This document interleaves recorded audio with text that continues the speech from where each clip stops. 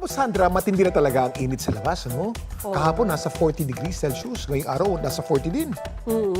Tag-init, it is na talaga, Kuya Kim. Kaya ang go-to place ngayon, yung mga beach o kahit swimming pool. Isa pang literal na masarap gawin ay bumili ng mga palamig na talagang goodbye init ng ulo. Yan ang kwentong inalam ng ating bagong segment host na si Hailey Dizon.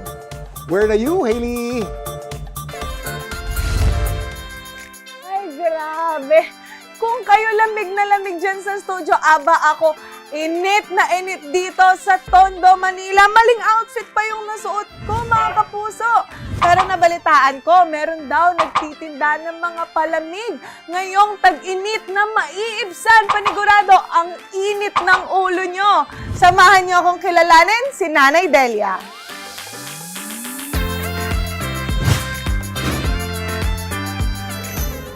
Ayan guys, so kasama ko na ngayon si Tita Delia. Tita, ayun, pwede po ba natin ipakita kung ano na yung nandito sa inyo? Kariton, ayan. Buko pandan, May ice. pandan sa loob ng ice, choco konyelo, mais konyelo. Ito yung halo-halo, nakaprepare na rin dito. Para kailangan na lang lagyan ng yelo, ayan. Andito yung saging, para sa saging konyelo, ayan. Taste of your childhood, everyone. Ayan, sobrang linamnam po kasi ang dami yung gatas na nilagay. Tapos, syempre, yung mais, guys, lasang-lasa mo din. Ayan, grabe, napakadaming nata de coco niyan. Ayan, nata de coco po, paano naman po yan i-prepare? 2 beses kukulo. Pagdating ng pangatlo, asukal na. Nag-uumpisa si Tita Delia sa El Caño Street sa Tondo.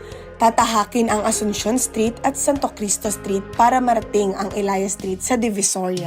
Ayan guys, para hindi mamaol si Tita Delia at para mas marinig siya ng kanyang mga suki, nag-record siya ng kanyang Halo-halo! Buko pandan! Mais kunyelo! Saging kunyelo! Halo-halo! Buko pandan!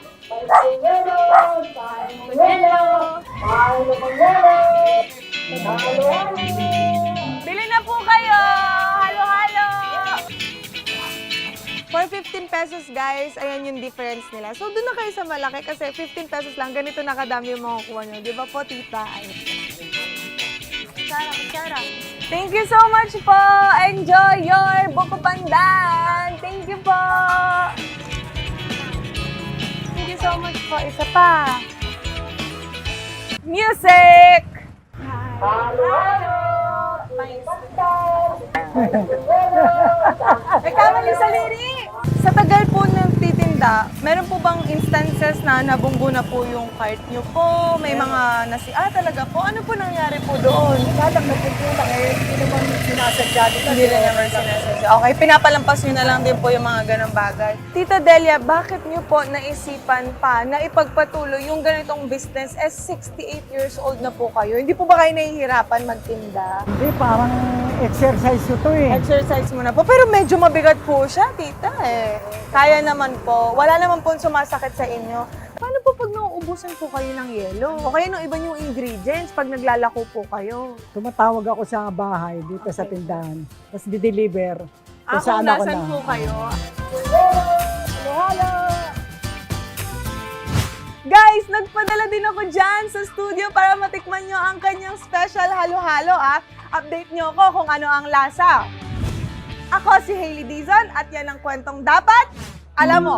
Back to you guys dyan sa studio.